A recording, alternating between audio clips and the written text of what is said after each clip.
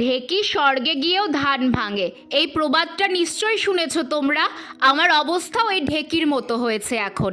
যেখানেই যাই চোখ শুধু গাছের জন্য শকুনের মতো ছুকছুক করে বেড়ায়। তোমরা তো জানোই এসেছি মায়াপুর ঘুরতে। আমরা আছি গদা ভবনে। ইস, ভবনটা দেখতে যেমন সুন্দর তেমনই সুন্দর সব পাতাবাহারের গাছগুলো। নিজের মনকে বারবার বোঝাচ্ছি, রিয়া এটা ভগবানের জায়গা, এখান থেকে ডাল চুরি করার প্ল্যান করিস না। আবার মাঝে মধ্যে ভাবছি একটা ডাল নিলে কি এমন হবে। এমন সময় গাছে জল দিতে ভবনের এক ভাই চলে এসেছে। আমি তাকে বললাম, ভাই একটা পাতাবাহারের ডাল দেবে? কত গাছ তোমাদের।